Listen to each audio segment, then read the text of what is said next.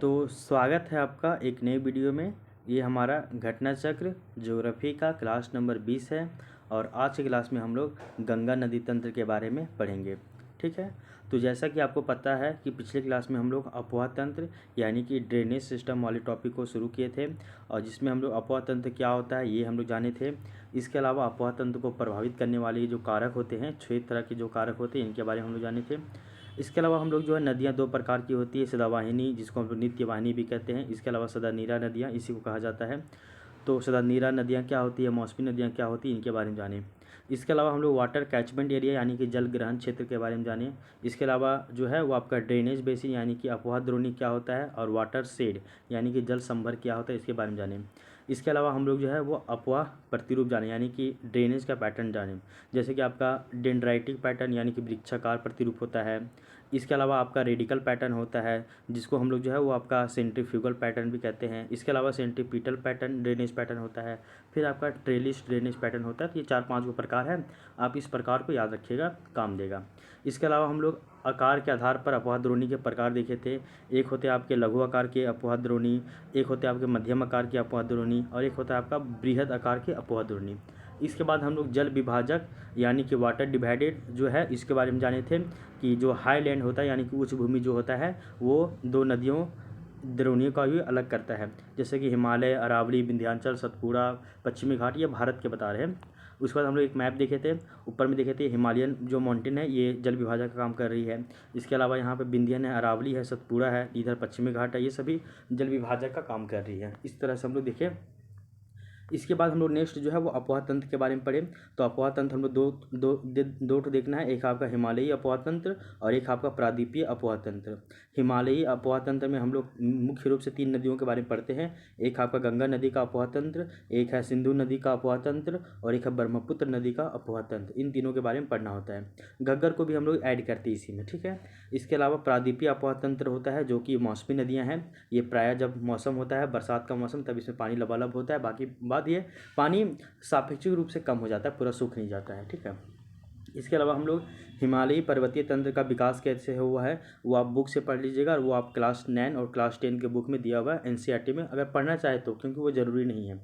इसके अलावा reverse of Himalayan drainage system, तो अगर हम लोग बात करें हिमालय पर्वत जो है, मतलब कि पर्वत है, यहाँ से कई सारे जो है अपवाह द्रोणी का निर्माण होता है। जैसे कि पहला है आपका इंडस ड्रेनेज सिस्टम यानी कि सिंधु नदी का जो है जल तंत्र, दूसरा है गंगा नदी तंत्र और तीसरा है ब्रह्मपुत्र नदी तंत्र। तो कल की क्लास में हम लोग सिंधु नदी तंत्र के बारे में पढ़ लिए थे, आज हम लोग गंगा नदी तंत्र के बारे में पढ़ेंगे, ठीक है। अब आगे देखिए, सिंधु नदी तंत्र के बारे में हम लोग पढ़ रहे थे, इसका उद्गम कहाँ से होता है, ओरिजिन वगैरह सब कुछ देखिए हम लोग, इसका एक मैप देखिए हम लोग। इसके बाद इसकी जो सहायक नदियाँ हैं इसके बारे में हम लोग पढ़ रहे थे, जैसे कि आपका सिंधु नदी तंत्र के अंतर्गत ही आपका चिनाब नदी आता है, इसका निर्माण कैसे होता है इसके बारे में जाने। इसके अलावा रावी नदी के बारे में जाने हम लोग सारा फैक्ट। इसके अलावा जो है ब्यास नदी का हम लोग फैक्ट जाने। ब्यास नदी के अलावा जो है हम लोग नेक्स्ट आपका इसका पूरा मैप देखें सिंधु नदी का और इसका सहायक नदियों वाला। उसके बाद फिर ब्यास नदी के अलावा हम लोग जो है वो सतलज नदी के बारे में पढ़े, ठीक है ना। फिर हम लोग देखें सिंधु नदी की जो सहायक नदियाँ हैं, इसका 3 पहाड़ी क्षेत्र से इसका सहायक नदी बनती है। यहाँ पे जो है आपका हिमालयन पर्वत श्रृंखला से इसका सहायक नदी निकल रहा है, यहाँ पे जो है हिंदकुश पर्वत श्रृंखला से इसका सहायक नदी निकल रहा है और यहाँ पे सुलेमान जो पर्वत श्रृंखला है इससे इसका सहायक नदी निकल रहा है। तो ये तीनों के बारे में आपको पढ़ना पड़ेगा। इसके बाद जो है हम लोग आगे बढ़ते हैं और आगे जो है हम लोग जो है आपका पंचनद से जो है फेमस है 5 नदी वाला क्षेत्र, इसको पढ़ते हैं। और पंचनद में हम लोग झेलम, चिनाब, रावी, ब्यास और सतलज को शामिल करते हैं, ठीक ना। इसमें सिंधु को छोड़कर 5 नदी को शामिल करेंगे, झेलम, चिनाब, सतलज, रावी और ब्यास को, ठीक है। इसके बाद हम लोग नेक्स्ट जो है वो आपका ये 5 पंचनद वाला क्षेत्र देख लिए थे।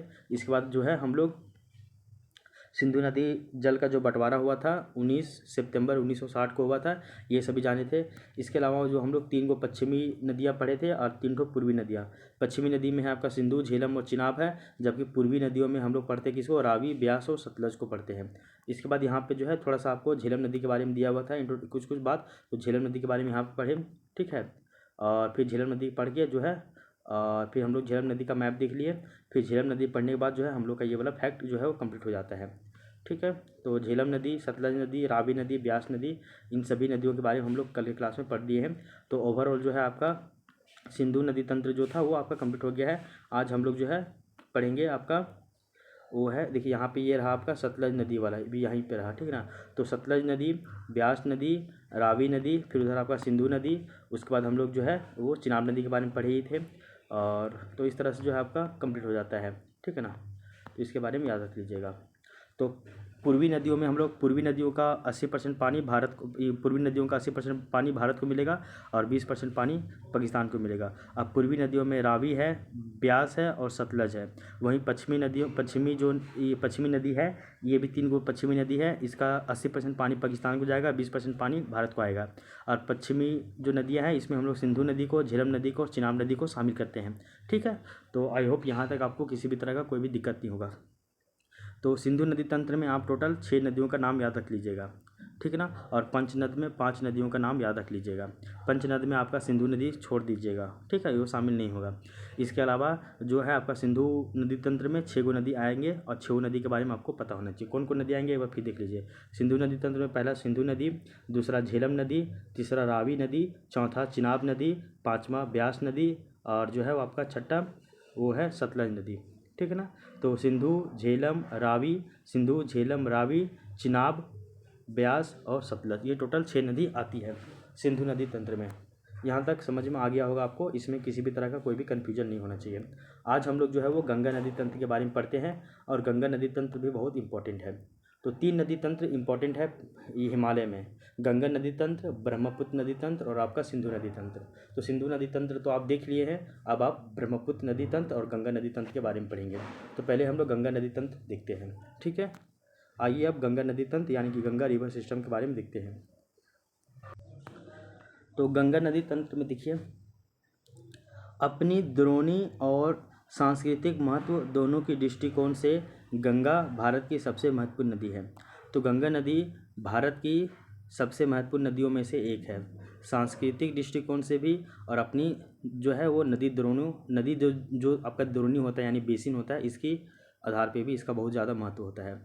और अगर हम लोग गंगा नदी की बात करें तो ये आपका उत्तराखंड राज्य के उत्तरकाशी जिले में गोमुख के निकट गंगोत्री हिमनद से निकलता है।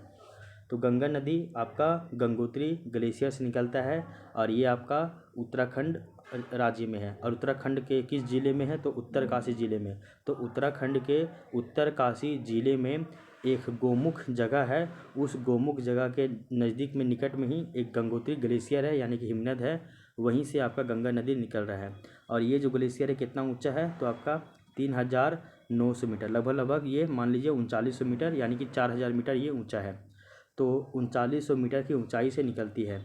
यहाँ यह भागीरथी के नाम से जानी जाती है और यह मध्य एवं लघु हिमालय श्रेणियों को काटकर तंग गौज से होकर गुजरती है। और देवप्रयाग में भागीरथी और अलकनंदा नदी जो है अलकनंदा नदी इससे आकर मिलती है। इसके बाद ये गंगा कहलाती है। आप समझिए, 2-3 लाइन इसमें याद रखिएगा। गंगा नदी का उद्गम जो है वो उत्तराखंड राज्य के उत्तरकाशी जिले के गोमुख नामक प्लेस में एक गंगोत्री हिमनद है, वहाँ से इसका ओरिजिन होता है उत्तराखंड में। वहाँ से ये लगभग 3900 मीटर ऊंचे ग्लेशियर से ये बहती है। उत्तराखंड में इसका नाम क्या है तो वह है आपका भागीरथी। क्या है? भागीरथी है। भागीरथी के नाम से ये जाना जाता है उत्तराखंड में। फिर ये नदी जो है वो आपका मध्य हिमालय और जो लघु हिमालय है इसके श्रेणियों से ये काटते हुए आगे निकलती है। मध्य हिमालय और लघु हिमालय, इसको दोनों को पार करके जो है वो आपका गंगा नदी आगे बढ़ती है। यहाँ तक समझ में आ गया। अब आगे देखिए, गंगा नदी यहाँ तक इसको काट कर आगे बढ़ती है। उसके बाद एक प्लेस है आपका देवप्रयाग। क्या है? देवप्रयाग। देवप्रयाग में आपका भागीरथी नदी जो है इसमें अलकनंदा नदी आकर मिलती है। यहाँ से निकली है तो ये नाम कराया भागीरथी। उसके बाद यहाँ पे है एक आपका देवप्रयाग। क्या नाम है? देवप्रयाग। इस देवप्रयाग में यहाँ पे आके मिल गया अलकनंदा नदी और इसके बाद ये दोनों संयुक्त रूप से आगे बढ़ गया। क्या बोले हम? पहले ये बह रहा था, उत्तराखंड से निकला तो इसको भागीरथी कहे, वो बहते गया। देवप्रयाग नामक जगह है, ये है आपका देवप्रयाग। यहाँ पे आके अलकनंदा नदी इधर से आकर मिल गई। उसके बाद दोनों संयुक्त रूप से आगे बढ़ी और ये क्या कहलाई? फिर ये आपका गंगा कहलाई। तो यहाँ पे इसको गंगा कहेंगे, यहाँ पे इसको अलकनंदा कहेंगे, यहाँ पे इसको भागीरथी कहेंगे। ठीक है, 3 गो नाम याद हो गए यहाँ तक। इसमें किसी भी तरह का आपको कन्फ्यूजन नहीं होना चाहिए। ये बहुत ही फैक्चुअल है, आपको पता होना चाहिए, बच्चे को पता है। आगे देख लीजिए, इसके बाद गंगा कहलाती है। उसके बाद देखिए, अलकनंदा नदी का स्रोत बद्रीनाथ के ऊपर सतोपथ है। और अलकनंदा, धौली और विष्णुगंगा धाराओं से मिलकर बनती है। तो अलकनंदा नदी जो है वो दो धारा से मिलकर बन रही है। धौली और विष्णुगंगा इन दोनों धाराओं से मिलकर बनती है। और अलकनंदा नदी जो है ये आपका बद्रीनाथ के ऊपर सतोपथ ग्लेशियर है। तो सतोपथ ग्लेशियर से ही ये अलकनंदा नदी निकल रही है। और इसमें दो ठो नदियाँ और आकर मिल जाती है, दो धारा। कौन कौन? एक आपका धौली और एक आपका विष्णुगंगा। तो धौली गंगा और विष्णुगंगा आकर इसमें अलकनंदा नदी में मिल जाती है। ठीक है, आगे देख लीजिए, जो ज्योतिमठ या फिर विष्णुप्रयाग में मिलती है। तो याद रख लीजिए, अलकनंदा नदी में धौली गंगा और विष्णुगंगा आकर मिल रही है। कहाँ पे मिलती है? तो आपका विष्णुप्रयाग में मिलती है। विष्णुप्रयाग को ही जोशीमठ कहते हैं, जोशीमठ। आगे देख लीजिए, अलकनंदा की अन्य सहायक नदी जो है वो आपका है पिंडार। तो अलकनंदा की अन्य सहायक नदी है पिंडार, जो इससे जो है कर्णप्रयाग में आकर मिलती है। जबकि मंदाकिनी या फिर काली गंगा इससे रुद्रप्रयाग में आकर मिलेगी। सब हम लोग देखेंगे, रुद्रप्रयाग में कौन मिल रहा है, पिंडार में कौन मिल रहा है, कर्णप्रयाग में कौन मिल रहा है। आगे देखो, गंगा नदी हरिद्वार में मैदान में प्रवेश करती है। तो गंगा नदी जो है वो आपका हरिद्वार में जब इंटर करती है तो हरिद्वार में ये फिर आपका पहाड़ी क्षेत्रों को छोड़कर ये मैदानी क्षेत्रों में प्रवेश करती है। जैसे कि पिछले क्लास में बताया था कि सिंधु नदी पहाड़ी क्षेत्रों को छोड़कर मैदानी क्षेत्रों में पाकिस्तान में इंटर करती है। उस जगह का नाम क्या है, उसको आप कमेंट में बताइए। आगे देख लीजिए, गंगा नदी हरिद्वार में जो है वो मैदान में प्रवेश करती है। और हरिद्वार में आने से पहले ये गंगा नदी ऋषिकेश में पहाड़ी व पठारी क्षेत्रों से पार करके हरिद्वार मैदानी भाग तक ये पहुँचती है। तो ऋषिकेश का जो पहाड़ी क्षेत्र है इसको ये क्रॉस करते हुए जो है गंगा नदी ये क्रॉस करते करते ये जाकर हरिद्वार में मैदान क्षेत्र में मिलता है, मैदानी क्षेत्र में मिलता है। ठीक है, तो यहाँ तक आपको कहानी पता चल गया। इसको हम लोग अब जो इसमें बात है वो हम लोग मैप के माध्यम से देखते हैं।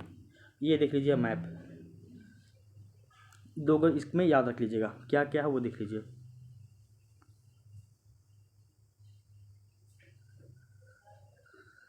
इसमें क्या क्या है वो देख लीजिए आप। इसमें बहुत ही सिंपल सी बात कहा गया है, वो देख लीजिए।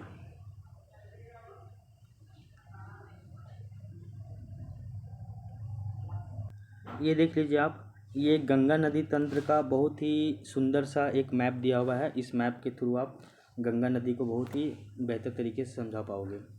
कुछ नहीं करना है आपको, दो ठो ग्लेशियर का नाम याद रखना है सबसे पहले।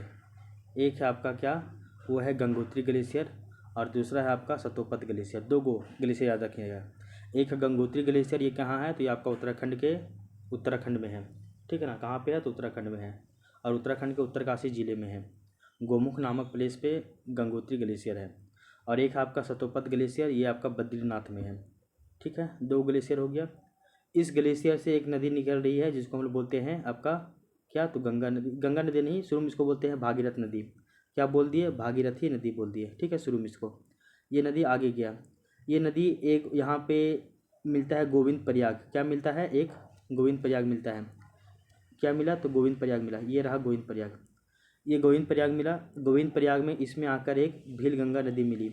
तो भागीरथी नदी अभी गंगा नहीं कहलाया है, यही भागीरथी नदी गंगा कहलाएगा लेकिन बाद में कहलाएगा। तो गंगोत्री ग्लेशियर से भागीरथी नदी निकली, वो आगे बढ़ी, ये इस तरह से आगे बढ़ रहा है, आगे बढ़ा यहाँ तक गया। उसके बाद एक मिलता है गोविंद प्रयाग। गोविंद प्रयाग में भागीरथी नदी में ही आकर भील गंगा नदी मिल जाती है। फिर ये गंगा नदी, ये जो भागीरथी नदी ये आगे बढ़ती है। ठीक है, फिर आता है आपका एक यहाँ पे देवप्रयाग। क्या आता है, देवप्रयाग। देवप्रयाग से पहले क्या क्या कंडीशन बनता है वो देख लीजिए। देवप्रयाग से आगे क्या क्या बनता है कहानी वो देख लीजिए। बहुत इंपॉर्टेंट कहानी है ये दिखाया हुआ, तो इसको तो आपको पता होना ही चाहिए। अब देख लीजिए, ये तो आपका क्या है, तो सतोपथ ग्लेशियर है। इसमें किसी भी तरह का कोई भी दिक्कत नहीं है। सतोपथ ग्लेशियर, यहाँ से आपका दो धारा निकल रहा है। एक धारा इस ओर निकल रहा है, एक धारा इस ओर निकल रहा है। एक धारा का नाम है धौली गंगा और एक धारा का नाम है विष्णु गंगा। तो धौली गंगा और विष्णु गंगा दोनों जो धारा है, इन दोनों धाराओं से क्या बनता है आपका, वो बनता है आपका क्या, तो वो बनता है आपका अलकनंदा नदी। क्या नदी, कौन नदी बनता है, अलकनंदा नदी। क्या बनता है, अलकनंदा नदी। अब सवाल उठता है कि धौली गंगा और विष्णु गंगा किस प्लेस पे आके मिलते हैं, तो याद रख लीजिएगा विष्णु प्रयाग। तो विष्णु प्रयाग में धौली गंगा और विष्णु गंगा नदी आकर धौली गंगा और विष्णु गंगा धारा है, धारा नदी भी बोल सकते हैं, धारा भी बोल सकते हैं। दो धारा आकर आपस में मिलती है कहाँ पे? तो विष्णु प्रयाग में। विष्णु प्रयाग में विष्णु गंगा और धौली गंगा दो धारा आकर मिलती है, फिर वो क्या कहलाएगी? तो अलकनंदा नदी कहलाएगी। फिर वो आगे बढ़ेगा। उसके बाद विष्णु प्रयाग के बाद यहाँ पे मिलेगा नंद प्रयाग, और नंद प्रयाग में ही एक नदी आकर मिलेगी जिसका नाम है नंदाकिनी। क्या नाम है? नंदाकिनी। नंद प्रयाग में नंदाकिनी मिला, विष्णु प्रयाग में विष्णु गंगा और धौली गंगा मिला, फिर विष्णु गंगा नंद प्रयाग के बाद विष्णु प्रयाग और नंद प्रयाग के बाद आगे बढ़िएगा तो वहाँ पे एगो आता है कर्ण प्रयाग। क्या? तो कर्ण प्रयाग। और कर्ण प्रयाग में पिंडर नदी आकर मिलता है या फिर पिंडार नदी आकर मिलता है। कर्ण प्रयाग के बाद आगे बढ़िएगा उसको बोलते हैं रुद्र प्रयाग। और रुद्र प्रयाग में इधर से आकर मंदाकिनी नदी मिल रही है। किसमें सब मिल रहा है? अलकनंदा नदी में ही, सब अलकनंदा नदी में। ये अलकनंदा नदी ही है। इसी अलकनंदा नदी में आके जो है वो अलग अलग से इसमें आके मर्ज हो जा रहा है। रुद्र प्रयाग हो गया। रुद्र प्रयाग में मंदाकिनी नदी मिली। रुद्र प्रयाग के बाद आगे देखिएगा तो एक जगह है जिसका नाम है देव प्रयाग, और देव प्रयाग में ये जो अलकनंदा नदी है वो, और इधर से आपका जो है भागीरथी नदी, ये दोनों मिल जाएगी। तो देव प्रयाग में अलकनंदा नदी और इधर से भागीरथी में नदी मिलेगी। अब ये आगे बढ़ेगी। अब ये संयुक्त रूप से क्या कहलाएगी? तो आपका गंगा कहलाएगी। शुरू में गंगा नहीं कहलाई, ये संयुक्त रूप से जब आगे बढ़ रही है तब ये संयुक्त रूप से क्या कहलाई? गंगा कहलाई। उसके बाद ये देखिएगा ऋषिकेश में ये आपका पहाड़ी क्षेत्रों से गुजरेगी, फिर ये आगे बढ़ेगी, फिर यहाँ पे आपका हरिद्वार आएगा। हरिद्वार में ये मैदानी क्षेत्रों में इंटर करेगी। यहाँ तक दिक्कत नहीं होना चाहिए। इसको फिर हम लोग एक सिंपल एक ट्रिक से समझते हैं। ट्रिक से नहीं, मतलब एक फॉर्मूला ऐसा समझते हैं। ये देख लीजिए, एक ये आपका गंगोत्री ग्लेशियर है और ये आपका सतोपत ग्लेशियर है। ये बद्रीनाथ में है और ये आपका उत्तराखंड के उत्तरकाशी जिले में है। यहाँ से एक नदी निकली, इसको बोलेंगे हम लोग क्या? भागीरथी नदी बोल देंगे, ठीक है। इसके बाद एक यहाँ पे भागीरथी नदी कहेंगे, ये जानवी उनवी भूल जाइए। उसके बाद एक आपका यहाँ पे एक प्रयाग आएगा, उसको बोलेंगे हम लोग गोविंद प्रयाग। और इस गोविंद प्रयाग में आपका भील गंगा नदी आकर मिली। कौन नदी? तो भील गंगा नदी आकर मिली गोविंद प्रयाग में। यहाँ तक कहानी दिक्कत नहीं होना चाहिए। अब देख लीजिए, ये आपका जो सतोपत ग्लेशियर है, सतोपत ग्लेशियर का दो धारा निकलेगा। एक धारा इधर से निकलेगा, एक धारा इधर से निकलेगा। ये दोनों धारा यहाँ पे मिल गया आकर। इसको हम लोग क्या बोल देंगे? इसको हम लोग बोल देंगे विष्णु प्रयाग। ये धारा है आपका धौली गंगा और ये धारा है आपका विष्णु गंगा, दोनों मिला विष्णु प्रयाग में। विष्णु प्रयाग के बाद दोनों मिला, दोनों अलकनंदा नदी कहलाया। क्या कहलाया? अलकनंदा कहलाया। फिर अलकनंदा नदी जो है वो आगे बढ़ा, तो विष्णु प्रयाग के बाद आपका नंद प्रयाग आएगा, ठीक है। नंद प्रयाग के बाद आपका जो है वो यहाँ पे इसको छोटा छोटा कर देते हैं ना, तो ये दिक्कत नहीं होगा। रुकिए ज़रा सा,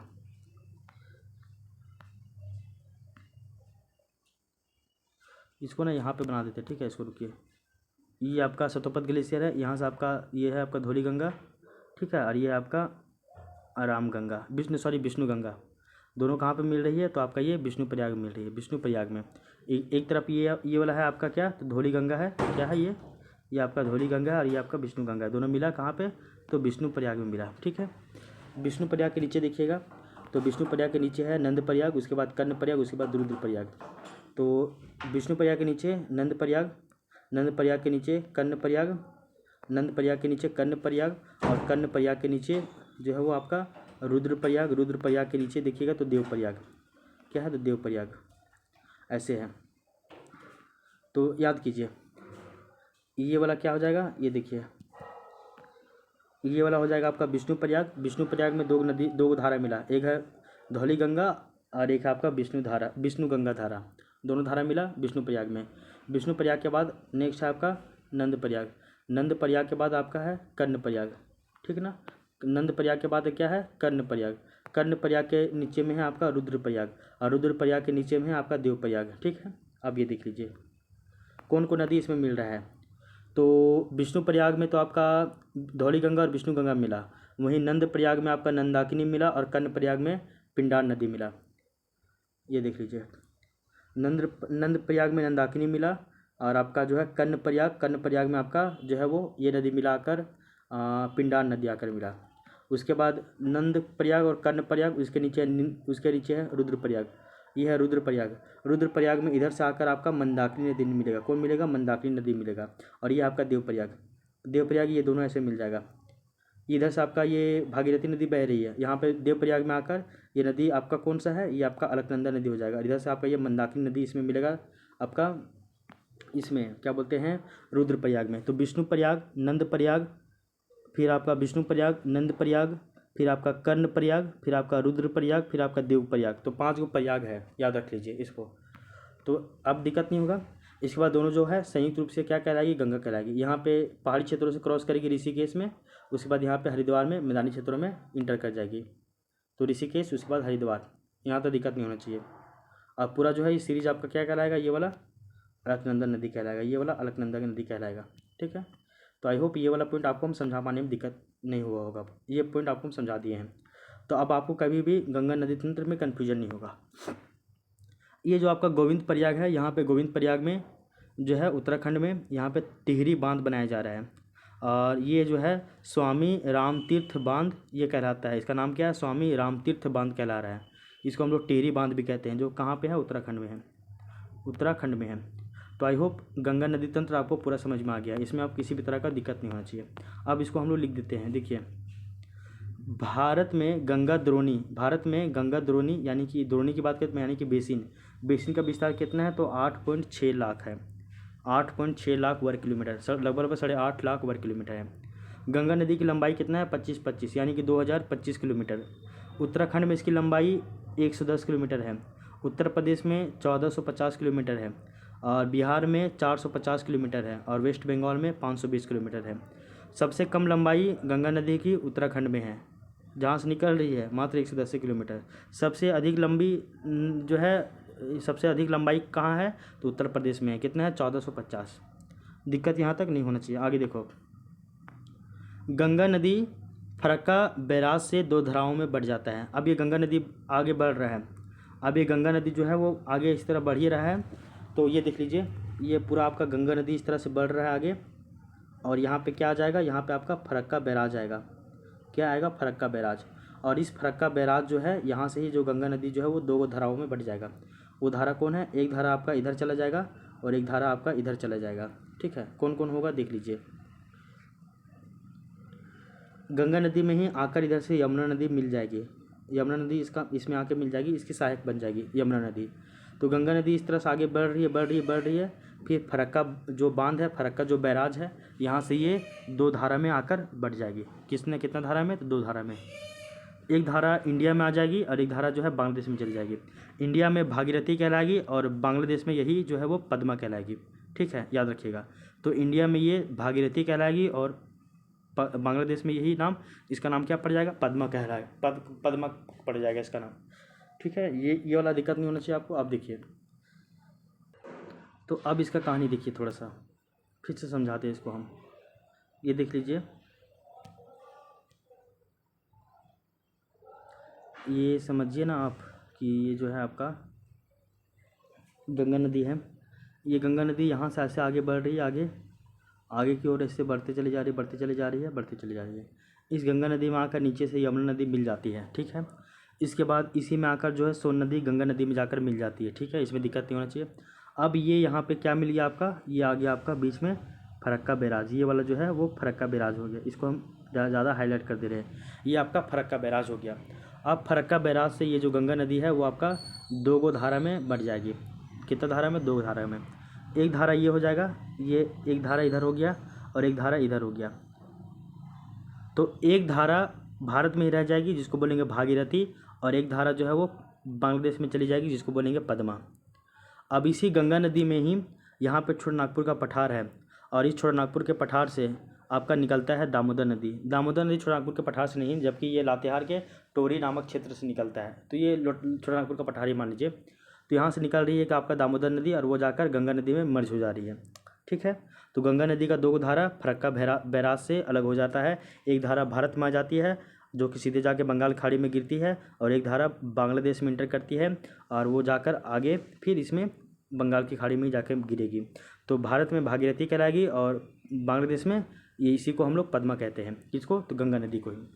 आप देख लीजिए, एक धारा इधर हो गया, ये एक धारा इधर हो गया, और एक धारा आगे चला गया। इधर वाली धारा में यानी भारत वाले जो धारा है भागीरथी, यहाँ पे आपका दामोदर नदी जाके मर्ज हो गया। ठीक है, अब देखिए, ये आगे जो बढ़ा, आगे गया, इसको बोल देंगे पद्मा। क्या बोल देंगे? पद्मा। और इधर जो रह गया इसको बोलेंगे हम लोग भागीरथी। और बांग्लादेश में इंटर कर गया तो इसको बोल देंगे इधर वाला पद्मा। दो गो धारा हो गया, दो गो चैनल में बढ़ गया ये। अब देख लीजिए, ऊपर से इधर है आपका ब्रह्मपुत्र नदी आ रहा है, ये ब्रह्मपुत्र नदी आ रहा है इधर से, और ये ब्रह्मपुत्र नदी यहाँ पे आकर इसमें मिल जा रही है, इसी में मर्ज हो जा रही है। गंगा नदी में ही इधर से जो है ब्रह्मपुत्र नदी आकर मर्ज हो जा रही है। ब्रह्मपुत्र नदी, ब्रह्मपुत्र नदी को ही जमुना नदी कहा जा रहा है। क्या कहा जा रहा है? जमुना नदी कहा जा रहा है। अब ये दोनों ब्रह्मपुत्र और जो गंगा नदी मिलकर आगे चली जाएगी, और इसमें एक और नदी छोटी सी मेघना नदी आकर इसमें मिल जा रही है। क्या? तो मेघना नदी आकर इसमें मिल जा रही है। ये भी दिक्कत नहीं होना चाहिए। और उसके बाद ये जाकर कहाँ पे? तो ये आपका पूरा जो है वो बे ऑफ बंगाल में, यानी बंगाल की खाड़ी में जाकर ये लोग दोनों नदी गिर जा रही है, पानी अपना छोड़ दे रही है।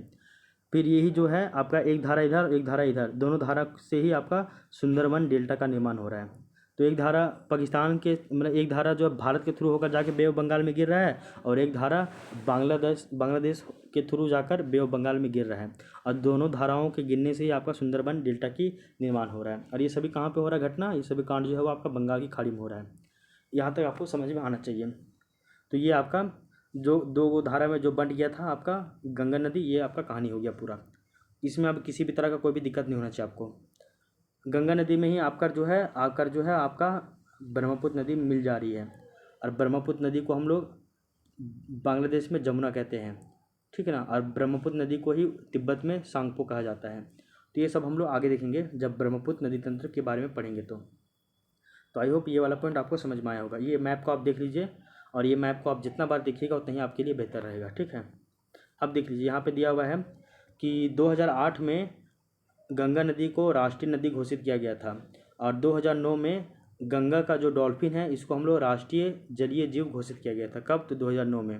2008 में गंगा नदी को राष्ट्रीय नदी घोषित किया गया, और 2009 में गंगा जो डॉल्फिन है इसको हम लोग राष्ट्रीय जलीय जीव घोषित किए। ये हो गया आपको। अब चलिए गंगा नदी की सहायक नदियों के बारे में देखते हैं, ये बहुत इंपॉर्टेंट है। तो गंगा नदी की सहायक नदियाँ कौन कौन है वो देख लीजिए। आपको दो चीज़ बताया गया था, एक तो ये हो गया आपका गंगोत्री हिमनद, ये आपका कहाँ है? सॉरी, गंगोत्री हिमनद या फिर यमुनोत्री हिमनद, ये हम लोग जानते हैं कि उत्तराखंड में है। और ये आपका बंदरपूछ श्रेणी एक पहाड़ है, वहीं पे है।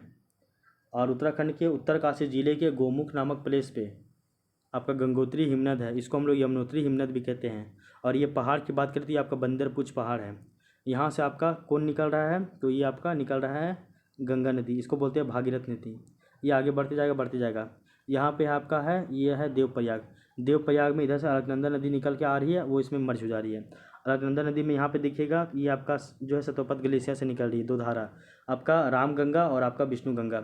यहाँ पे मिलेगा आपको विष्णु प्रयाग, फिर मिलेगा आपको विष्णु प्रयाग के बाद नंद प्रयाग के बाद कर्ण प्रयाग के अलावा जो है नंद प्रयाग, कर्ण प्रयाग, ये सब के अलावा एक और आपका प्रयाग मिलता है, विष्णु प्रयाग, फिर नंद प्रयाग, फिर आपका कर्ण प्रयाग, फिर आपका देव रुद्र प्रयाग।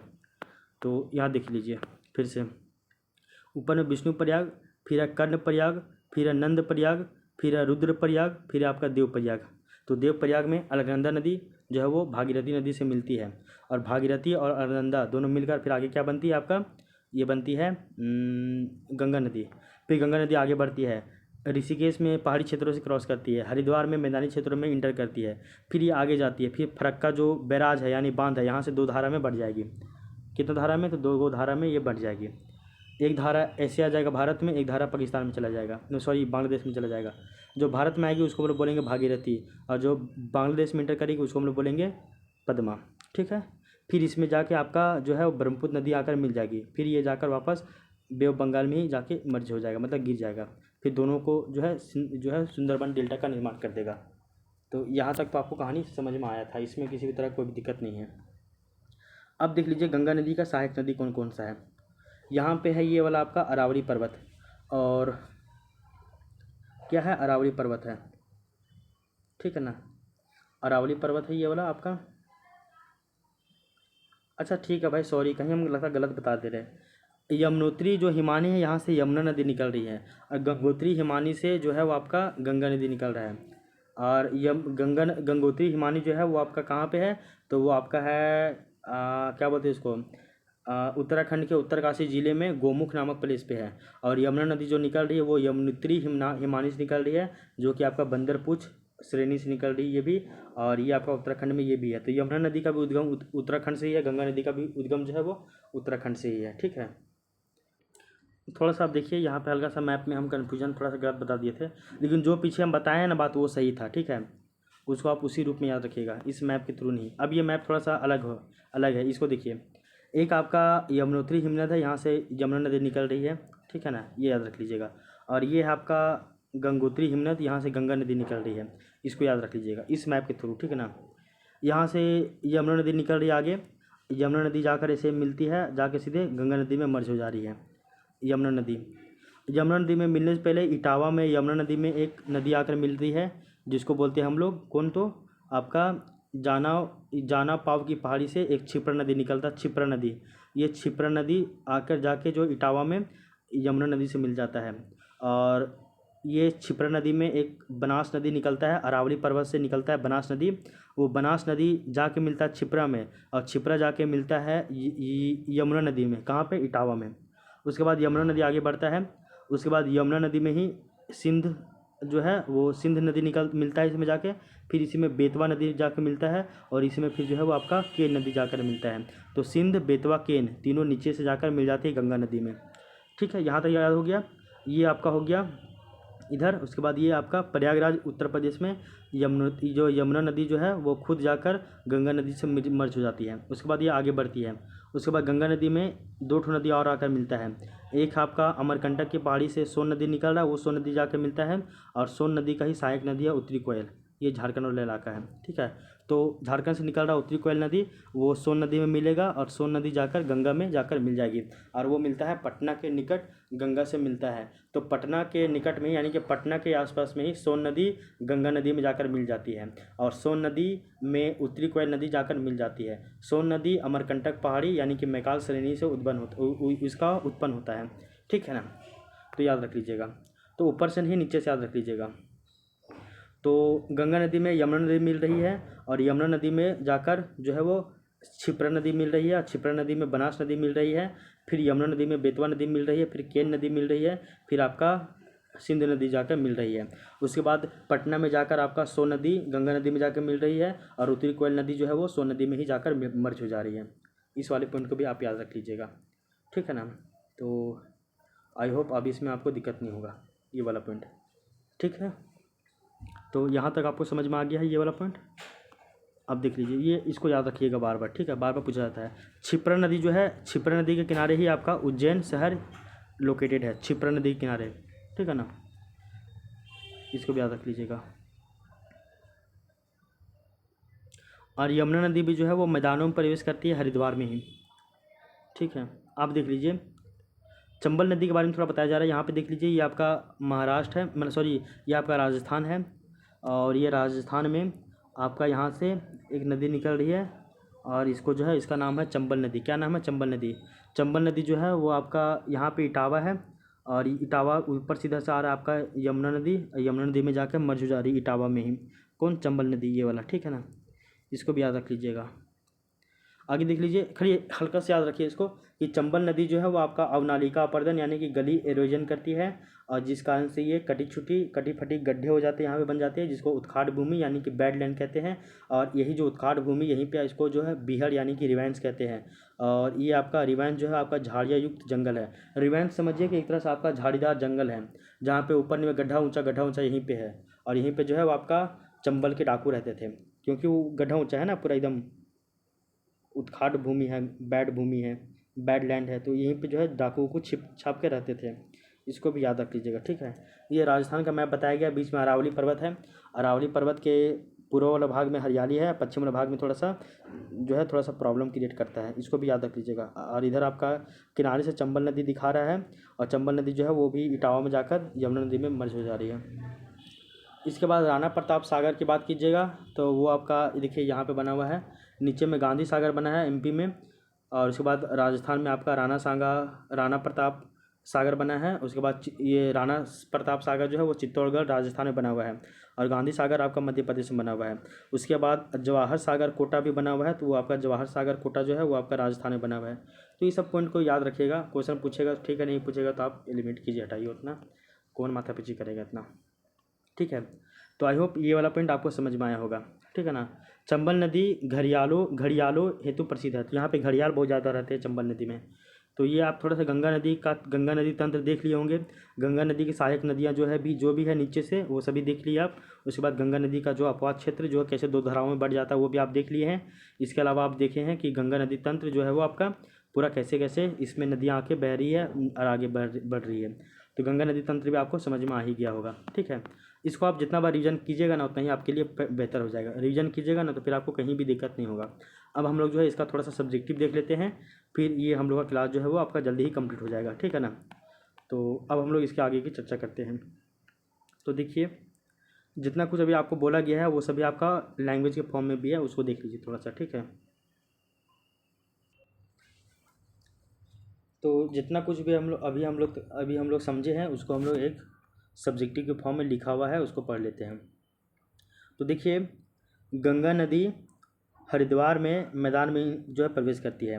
तो गंगा नदी जो है वो पहले आपका ऋषिकेश में पहाड़ी क्षेत्रों से गुजरती है, उसके बाद ये हरिद्वार में जो है वो मैदानी क्षेत्रों में प्रवेश करती है। उसके बाद यहाँ से यह दक्षिण की ओर और फिर दक्षिण पूर्व की ओर और फिर पूर्व की ओर बहती हुई आगे बढ़ती है। तो ये लैंग्वेज फॉर्म में दिया हुआ है।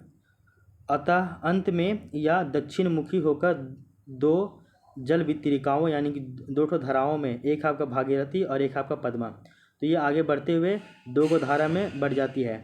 एक धारा है आपका भागीरथी और एक धारा है आपका पद्मा। भागीरथी भारत में इंटर करेगी और पद्मा जो है वो आपका बांग्लादेश में इंटर कर जाएगी। कहाँ से? ये आपका फरक्का बैराज से। इस नदी की लंबाई 2525 किलोमीटर है। या उत्तराखंड में 110 किलोमीटर, उत्तर प्रदेश में 1450 किलोमीटर, बिहार में 445 किलोमीटर और वेस्ट बंगाल में 520 किलोमीटर मार्ग जो है वो तय करती है।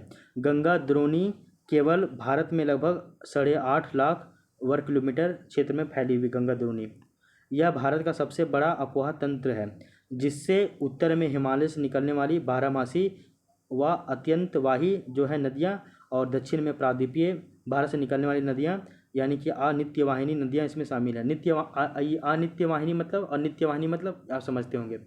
सोन इसके दाहिने किनारे से आकर जो है मिलने वाली प्रमुख सहायक नदियों में से एक है। बाएं तट पर मिलने वाली प्रमुख सहायक नदियों की बात करें तो आपका रामगंगा, गोमती, घाघरा, गंडक, कोसी और महानंदा नदी है। सागर द्वीप के निकट यह नदी अंततः बंगाल की खाड़ी में जाकर ये मिल जाती है, तो बंगाल की खाड़ी में जाकर ये मर्ज हो जाती है गंगा नदी। इसके बारे में हम लोग देखे थे। आगे देख लीजिए एक पॉइंट कि नमामि गंगे परियोजना एक एकीकृत संरक्षण मिशन है और जिसको जून 2014 में सेंट्रल गवर्नमेंट के द्वारा प्रमुख कार्यक्रम के रूप में अनुमोदित किया गया था। और आगे देख लीजिए, तो नमामि गंगे मिशन हम लोग जानते हैं ना, तो नमामि जो गंगे जो परियोजना है वो आपका एकीकृत संरक्षण मिशन है। क्या है? तो एकीकृत संरक्षण मिशन यानी कि इंटीग्रेटेड है, एक तरह से एकीकृत संरक्षण मिशन है। इसको जून 2014 में स्टार्ट किया गया था केंद्रीय सरकार के द्वारा यानी सेंट्रल गवर्नमेंट के द्वारा। और इसको जो है इससे राष्ट्रीय जो है नदी गंगा से संबंधित 2 उद्देश्य इसमें हैं। देखो, ये जो आपका नमामि गंगे मिशन परियोजना शुरू किया गया था, नमामि गंगे परियोजना आपका जून 2014 में क्यों शुरू किया गया था सेंट्रल गवर्नमेंट के द्वारा? इसका 2 पर्पस है। एक पर्पस है आपका कि आपका जो है प्रदूषण के प्रभाव को कम करना है। पहला क्या है कि आपका प्रदूषण जो हो रहा है गंगा नदी में, इसके प्रदूषण के प्रभाव को कम करना है। और दूसरा उसके संरक्षण और कायाकल्प को पूरा चेंज करना है। तो इसको जो है ना, इसका पूरा साफ़ सुथरा बना देना है, यहाँ पे टूरिस्ट हब बना देना है, यहाँ पे ये सब चेंज करने का प्रयास किया जा रहा है नमामि गंगे मिशन के द्वारा। आगे देख लीजिए, नमामि गंगे मिशन का मुख्य स्तंभ क्या क्या है नमामि गंगे मिशन का, वो देख लीजिए। पहला सीवेज यानी कि सीवेज में जो है ट्रीटमेंट व्यवस्था का प्रबंधन करवाना है। नदी जो है किनारों का विकास करना है। नदी सतह का सफाई करना है और यहाँ पे जैव विविधता बायोडाइवर्सिटी का ख्याल रखना है। वनीकरण कर देना है, जन जागरूकता करना है, औद्योगिक अपशिष्ट जो है उसके ऊपर कंट्रोल करना है। गंगा ग्राम, ये सभी इसमें इसका प्रमुख स्तंभ है। ये सभी भी आप देख लीजिएगा, थोड़ा याद रहेगा तो ठीक है, नहीं याद रहेगा तो कोई बात नहीं है। गंगा नदी के बाद हम लोग देखते हैं, ये आपका गंगा नदी के बारे में पूरा समझ में आ गया। गंगा नदी के बाद देख लीजिए थोड़ा सा यमुना नदी के बारे में। यमुना नदी भी हम लोग पिछले क्लास में पढ़े हैं, पिछले क्लास में नहीं मतलब अभी पढ़े हैं, देख लिए उसका मैप उप। तो गंगा नदी के बाद हम लोग जो है थोड़ा सा यमुना नदी के बारे में भी देख लेते हैं। यमुना नदी के बारे में बताया गया कि यमुना जो है वो गंगा की सबसे पश्चिमी और सबसे लंबी सहायक नदी है। तो गंगा नदी का जो सबसे लंबी पश्चिमी जो है सहायक नदी कौन है, पश्चिमी और सबसे लंबी सहायक नदी कौन है, तो यमुना है। इसका स्रोत जो है आपका यमुनोत्री हिमनद से है, जो कि हिमालय की बंदरपुर श्रेणी में है। और ये भी हम लोग जानते हैं कि आपका लगभग 6316 मीटर की ऊंचाई पर स्थित है। प्रयागराज यानी कि इलाहाबाद में इसका जो है गंगा से संगम होता है। तो प्रयागराज में यमुना नदी गंगा नदी में जाकर मर्ज हो जाता है। प्रायद्वीपीय पठार से निकलने वाले चंबल नदी, सिंध नदी, बेतवा नदी और केन नदी इसके दाहिने तट जो है आपका इसके दाहिने तट पर मिलती है, वो अभी हम लोग मैप में देखें। जबकि हिंदन नदी, रिंड नदी, सेंगर नदी और वरुणा नदियाँ इसके बाएं तट से आकर मिलती है। इसका अधिकांश जल जो है वो सिंचाई उद्देश्यों के लिए पश्चिमी और पूर्वी जो है यमुना नहरों तथा आगरा नहर में आता है। तो यमुना नदी का जो अधिकांश जो क्षेत्र है वो आपका जल सिंचाई यानी कि वाटर इरिगेशन में जाता है। और इसका पर्पस जो है कि आपका पूर्वी और जो पश्चिमी यमुना का जो शहर है, यानी कि यमुना के जो पूर्व में जो शहर है और पश्चिम में जो भी शहर है, वहाँ पे जो है वो आपका सिंचाई का व्यवस्था करवाता है यमुना नदी। ठीक है ना, ठीक है, ये सभी याद रख लीजिएगा। तो यमुना नदी के बारे में इतना ही दिया हुआ था।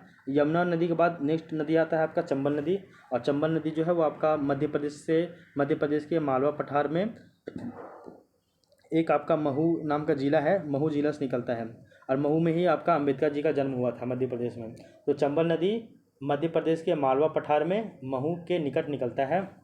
और ये उत्तरमुखी यानी कि उत्तर की ओर बहते हुए ये महाखंड से बहती हुई राजस्थान के कोटा में पहुंचती है। तो चंबल नदी मध्य प्रदेश से निकलता है और ये एक जो है गौर से बहते हुए आपका सीधे चला जाता है राजस्थान, और राजस्थान के ये कोटा में पहुंचता है। और कोटा में ही गांधी सागर बांध का निर्माण किया गया है।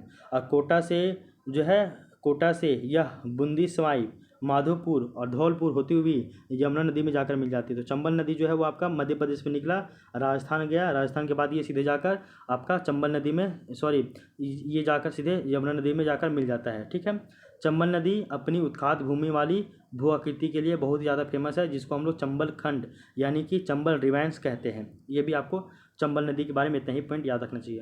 तो चंबल नदी ये मध्य प्रदेश से निकली, फिर ये कोटा राजस्थान में गई, फिर राजस्थान से सीधे चली जाती है यमुना नदी में जाकर मर्ज हो जाएगी। उसके बाद जो है चंबल नदी के बाद देखते हैं हम लोग गंडक नदी के बारे में। गंडक नदी के बारे में भी 2-3 पॉइंट दिया हुआ, उसको भी समझ लीजिए। गंडक नदी क्या है क्या नहीं है। सो गंडक नदी के बारे में देखिए, ये जो गंडक नदी है ये नदी 2 धाराओं काली गंडक और त्रिशूल गंगा के मिलने से बनती है। तो गंडक नदी काली गंडक और त्रिशूल गंगा ये 2 धारा से मिलने के बाद बनती है। तो गंडक नदी काली गंडक और त्रिशूल गंगा इन 2 धाराओं के मिलने से बनती है। यह नेपाल हिमालय के धौलागिरी माउंट एवरेस्ट से निकलती है और ये मध्य नेपाल को अपवाहित करती है। अब समझिए, गंडक नदी जो है वो आपका नेपाल के धौलागिरी श्रेणी से निकल रही है 2 धारा के मिलने से, काली गंडक और त्रिशूल गंगा ये 2 धारा है। इन दोनों धाराओं के मिलने से गंडक नदी का निर्माण होती है। और ये एकदम ठीक धौलागिरी श्रेणी के आसपास में जो माउंट एवरेस्ट है यहीं से अगल बगल से निकल रहा है गंडक नदी। आगे देख लीजिए, बिहार के चंपारण जिले में यह गंगा मैदान में प्रवेश करती है। तो गंडक नदी जो है वो आपका निकल रही है कहाँ पे, तो आपका माउंट एवरेस्ट के आसपास नेपाल में निकल रही है। उसके बाद ये बिहार आती है, बिहार के चंपारण जिले में ये प्रवेश करती है गंगा के मैदानों में। और फिर ये पटना के निकट सोनपुर में गंगा नदी में जाकर मिलती है। तो गंडक नदी पे जाकर जो है वो आपका गंडक नदी जो है वो आपका जाकर गंगा नदी में मिल रहा है कहाँ पे, तो पटना के आसपास एक प्लेस है सोनपुर, वहीं पे जाकर ये मिल जाती है गंगा नदी में। तो ये है आपका गंडक नदी का कहानी। गंडक नदी के बाद नेक्स्ट चलिए वो है आपका घाघरा नदी। और घाघरा नदी के बारे में भी इम्पोर्टेंट समझ लीजिए, ये मापचा चुंगो हिमनद से निकलती है। तो घाघरा नदी मापचा चुंगो हिमनद से निकलती है तथा तिल सेती और बेरी नामक सहायक नदियों का जल ग्रहण करने के उपरांत यह सीसा पानी में एक गहरे महाखंड का निर्माण करते हुए पर्वत से बाहर निकलती है। तो घाघरा नदी मापचा चुंगो ग्लेशियर से निकलती है। इसके बाद इसमें 3-4 नदियों का पानी आता है। उसके बाद ये गहरा गोज का निर्माण करती है। 3-4 वो कौन नदी का पानी आता है इसमें, तो तिला नदी, सेती नदी और बेरी नामक जो नदियों का है इसमें पानी आता है, इसके बाद ये जल ग्रहण करने के बाद ये सीसा पानी में, कहाँ पे, तो सीसा पानी में एक गॉर्ज का निर्माण यानी कि गहरे महाखंड का निर्माण करती है और उसके बाद ये पर्वत से बाहर निकल जाती है। आगे देख लीजिए, शारदा नदी जिसको हम लोग काली नदी भी कहते हैं, जिसको हम लोग काली गंगा भी कहते हैं, तो शारदा नदी इससे मैदान में आकर मिलती है और अंततः छपरा में ये गंगा नदी में ही जाकर विलीन हो जाती है। तो देखो, घाघरा नदी वो जाकर मिलेगी शारदा नदी में, उसके बाद शारदा नदी, समझिए घाघरा नदी जो मिल गई शारदा में, फिर शारदा जाकर मिल जाती है गंगा नदी में, ठीक है, कहाँ पे, छपरा जिला में। तो बिहार के छपरा जिले में ये जाकर मिल जाती है। अब देख लीजिए एक नदी और है कोसी नदी। कोसी नदी के बारे में भी आपको समझना चाहिए कि कोसी नदी क्या होता है। कोसी नदी के बारे में बताया गया है कि जो कोसी नदी है ये एक पूर्ववर्ती नदी है, यानी कि पूर्व की ओर से ओरिजिन इसका होता है। कोसी नदी जो है वो तिब्बत में माउंट एवरेस्ट के नॉर्थ में है। कहाँ पे है, तो जिसका ओरिजिन कहाँ पे होता है, तो तिब्बत में जो माउंट एवरेस्ट है, तो माउंट एवरेस्ट के उत्तर में ही जो है इसका निर्माण हो रहा है और जहाँ इसकी मुख्य धारा अरुण निकलती है। इसकी जो देखो, कोसी नदी का मुख्य धारा अरुण है और ये जो अरुण है वो आपका माउंट एवरेस्ट के उत्तर में निकल रही है, ठीक है। नेपाल में मध्य हिमालय को ये पार करते हुए ये पश्चिम में सोन नदी, कोसी नदी और पूर्व में तमूर, कोसी इसमें जाकर ये मिल जाती है और अरुण नदी से मिलकर यह सप्त कोसी बनाती है। तो ये सब याद रख लीजिएगा, अरुण नदी से ही जो कोसी नदी का उद्गम जो है वो आपका कोसी नदी का जो उद्गम है वो अरुण नदी के नाम से निकलता है तिब्बत में, वो भी माउंट एवरेस्ट के उत्तर दिशा में, माउंट एवरेस्ट के उत्तर में, उसी के आसपास से निकलता है उत्तर में ही। उसके बाद नेपाल में ये मध्य हिमालय को वो पार कर लेता है, कौन, कोसी नदी। उसके बाद ये पश्चिम में सोन नदी, कोसी नदी, पश्चिम में सोन नदी और कोसी नदी और पूर्व में तमून नदी, कोसी नदी, इन सभी नदी से आकर इसमें मिल जाता है। सब कोसी नदी का ही बात हो रहा है।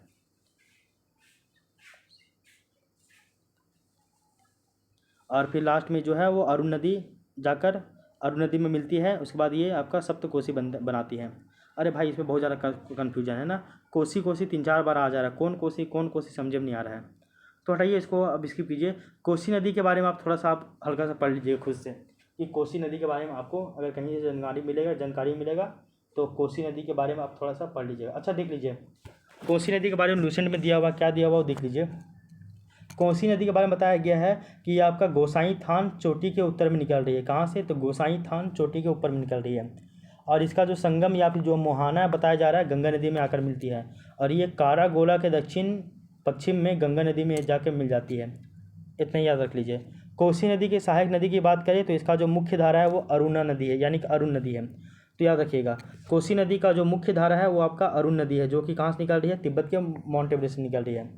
आगे देख लीजिए, इसकी सहायक नदी कौन कौन है, तो यारू है, सुन कोसी है, तामुर कोसी है। अच्छा अब हम समझे, यहाँ पे सोन, फिर कोसी, पूर्व में तमूर, फिर कोसी अलग अलग नहीं था, इसीलिए तो हम बोले ना गलत है ये, कहीं भी सोन नहीं होगा, यहाँ पे सुन कोसी और आपका तमूर कोसी। तो सुन कोसी और तमूर कोसी ये दोनों जाकर कोसी नदी में मिलता है, ठीक है ना, याद रख लीजिएगा। तो इसकी प्रमुख सहायक नदियाँ क्या क्या है, तो वह है आपका यारू है, सुन कोसी है, तामुर कोसी है, इंद्रावती है, लीखू है, दूध कोसी है, भोट कोसी है और आपका तांबा कोसी है।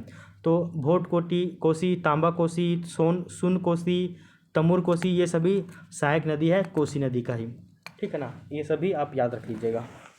तो इसमें आपको किसी भी तरह का दिक्कत नहीं होना चाहिए। तो ये हम लोग यहाँ तक का कहानी हम लोग पढ़ लिए, ठीक है ना। अब हम लोग इसके आगे की कहानी को भी देख लेंगे, ठीक है। वो देखिए, तो गंगा नदी तंत्र के बारे में थोड़ा सा आपका और भी पॉइंट थोड़ा सा बचा हुआ है, उसको हम लोग कल की क्लास में देखेंगे। तो आज के क्लास में गंगा नदी तंत्र आपका पूरा कंप्लीट नहीं हुआ, ठीक है, थोड़ा सा बच गया है आपका, तो वो हम लोग कल की क्लास में देख लेंगे। अगर हम लोग देखिए आज गंगा नदी तंत्र में क्या क्या पढ़े हैं, तो गंगा नदी तंत्र में हम लोग सबसे पहले गंगा नदी के बारे में देखे, इसका उद्गम के बारे में देखे, ये सारा गंगा नदी तंत्र के बारे में हम लोग देखे। इसका सहायक नदी वाला ही थोड़ा सा आपका पॉइंट जो है बच गया आपका। उसके बाद हम लोग इसमें आपका जो देखे हैं गंगा नदी जो है वो 2 धाराओं में बढ़ जाता है फरक्का बैराज से, इसके बारे में हम लोग देखें। फिर हम लोग गंगा नदी के सहायक नदियों के बारे में इसका मैप देखें, थोड़ा सा इसके बारे में जाने। उसके बाद हम लोग जो है वो गंगा नदी के बारे में जाने जो है डिटेल से। गंगा नदी के बाद जो है हम लोग थोड़ा सा यमुना नदी के बारे में पढ़ें।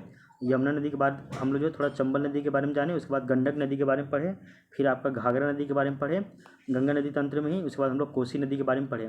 कल क्लास में हम लोग जो है थोड़ा सा रामगंगा नदी के बारे में पढ़ लेंगे, और उसके बाद एक फाइनल मैप देखेंगे हम लोग जो है गंगा नदी तंत्र का, ठीक है ना, क्योंकि इस मैप से थोड़ा सा हमको कन्फ्यूजन लग रहा है। तो एक फाइनल मैप देखेंगे, उसका जो है उद्गम लोग तो हम लोग देख लिए हैं, उसका हम लोग सहायक नदी वाला ही एक फाइनल मैप देखेंगे, और आपका कुछ कुछ नदियों के बारे में और भी पढ़ लेंगे, फिर आपका जो है वो गंगा नदी तंत्र कंप्लीट हो जाएगा। और कल की क्लास में ही हम लोग जो है वो ब्रह्मपुत्र नदी तंत्र को स्टार्ट करेंगे, और ब्रह्मपुत्र नदी तंत्र को भी हम लोग कल की क्लास में कंप्लीट कर लेंगे। तो आई होप ये क्लास आपको पसंद आया होगा। अब हम लोग मिलते हैं नेक्स्ट क्लास में, तो तब तक के लिए thank you, take care, bye bye.